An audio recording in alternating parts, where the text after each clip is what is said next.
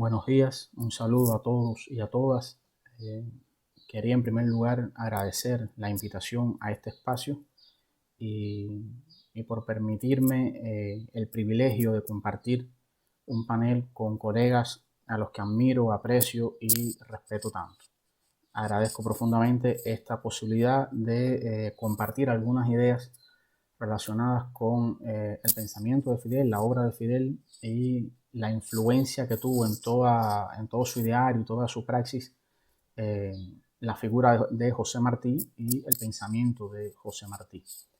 La reformulación de la hegemonía de la república burguesa neocolonial que sobrevino tras las guerras de independencia debió desmontar el radicalismo revolucionario del 95, encarnado en las figuras de Martí y Maceo, pero persistió un patriotismo de raíz popular que entendía las guerras de independencia, la obra de Martí, la guerra del 95, no como parte del pasado, sino como un proyecto inconcluso por realizar, contenido en la convicción de que aquella no era la República de Martí, la que comenzó el 20 de mayo de 1902 no era la República de Martí, que esa era una república que estaba por hacer, la martiana, era un proyecto por realizar.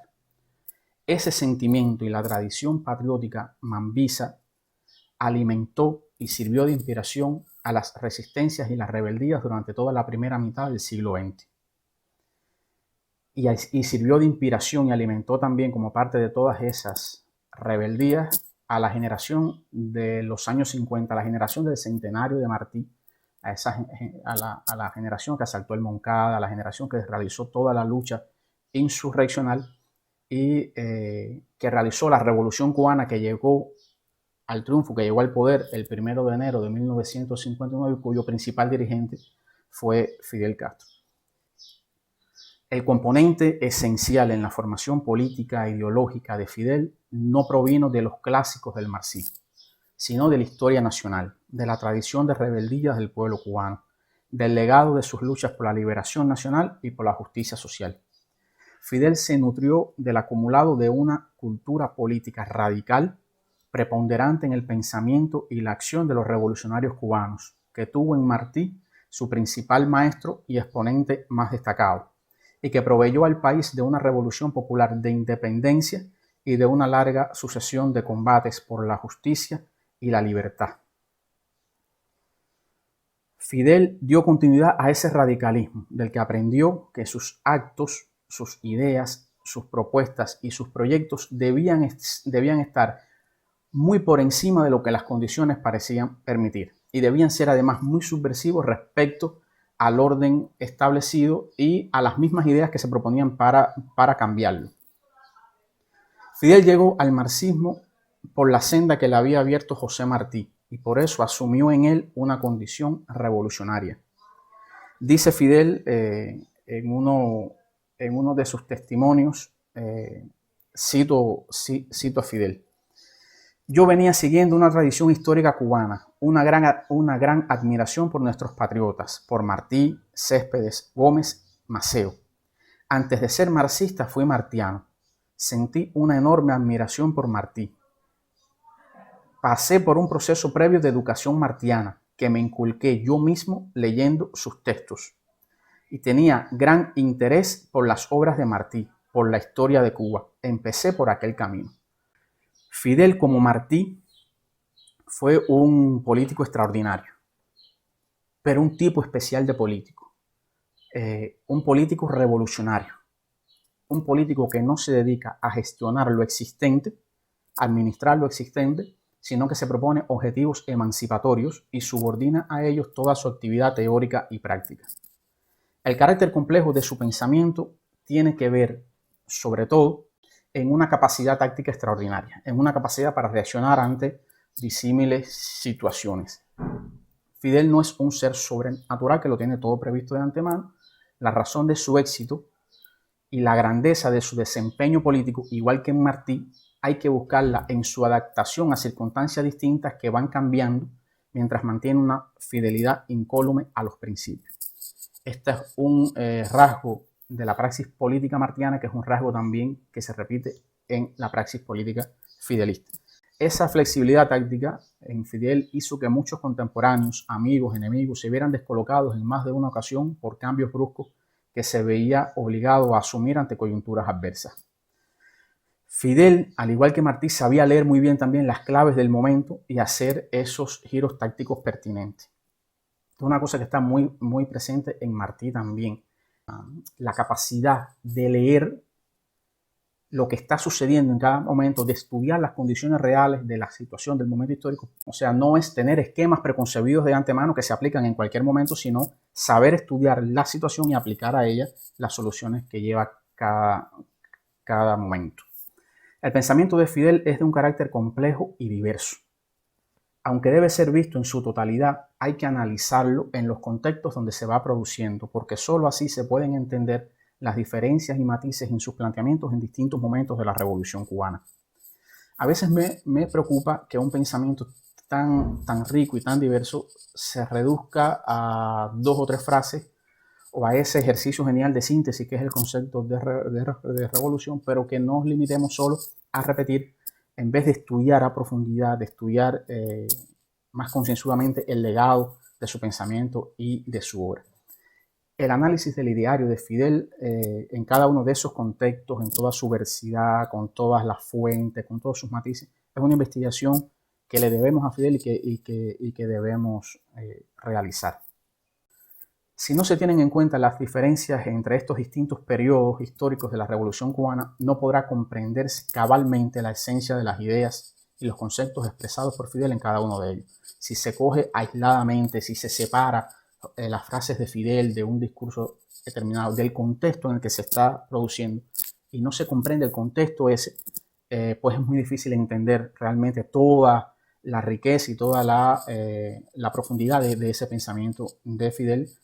Repito, si no lo entendemos, inserto en un contexto determinado. Ahora, a mí me gustaría, más que demostrar esa presencia martiana en Fidel a través de la propia obra de la Revolución Cubana, que habla por sí sola, que fue la revolución la que pudo llevar a vías de hecho aquella promesa frustrada, aquel proyecto frustrado de República Martiana, fue con la Revolución Cubana que se pudo cumplir ese ideario de República Martiana, de dignidad de los seres humanos, de una vida digna, de una vida además en libertad, con una soberanía, una nación independiente y con justicia social, y que puede ser muy fácilmente demostrado en cifras, en datos de cómo la Revolución Cubana ha cumplido el programa del Moncada, que era la promesa martiana. El programa del Moncada recogía lo que había sido todos esos sueños truncos de Martí, y la revolución lo ha sobrecumplido con creces, ¿no?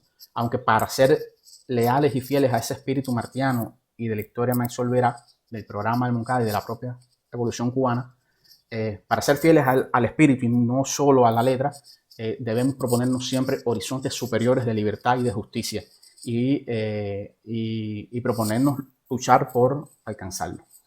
Quisiera referirme sobre todo a algunos rasgos, a algunos elementos que están presentes en la ejecutoria política de Fidel, que tienen un componente martiano radical.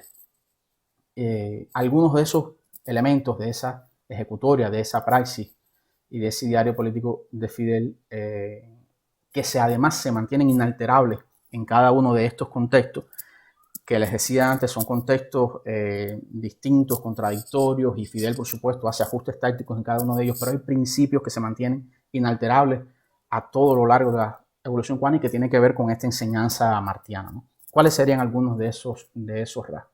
En primer lugar, la importancia de la unidad, la importancia que atribuyen tanto Martí como Fidel a la unidad de los revolucionarios como pieza de toque, como pieza clave esencial para la defensa de la revolución.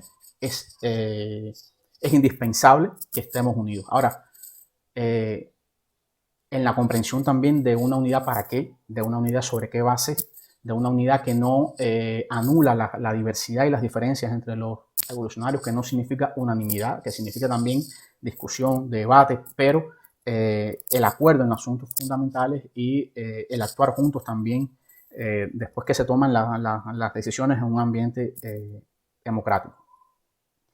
En segundo lugar, que la revolución es siempre una obra colectiva y una obra de pueblo, que no se trata de élites, de iluminados, de vanguardias que hacen en nombre del pueblo, sino que la revolución tiene que contar con la participación masiva, protagónica del pueblo y que debe contar con la movilización consciente popular en pos de ideales trascendentes.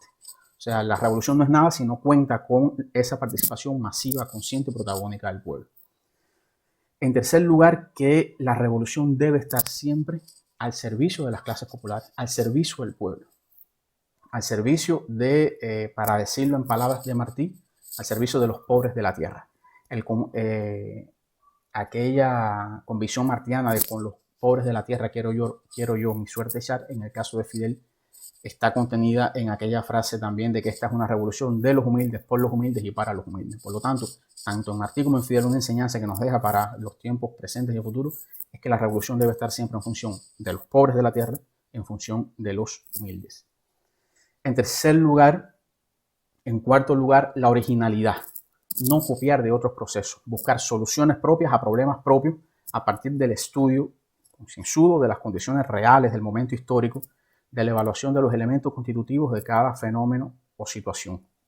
El privilegio de los resortes morales, de la conciencia, de la voluntad, de esa confianza en el mejoramiento humano y en la utilidad de la virtud, en esa confianza en que en la voluntad del optimismo, en esa confianza en el sí se puede, que como nos decía Raúl, es la principal enseñanza de Fidel, que nos demostró que sí se pudo, sí se puede y sí se podrá. O sea, sobreponerse a las condiciones que parecen muy desfavorables, muy adversas, sobreponerse a ellas, no adecuarse a ellas, sino contar con ellas, estudiarlas bien para ver qué es lo que tenemos en la mano, pero para sobreponernos a esas condiciones, proponernos metas superiores a lo que parecen permitir las condiciones.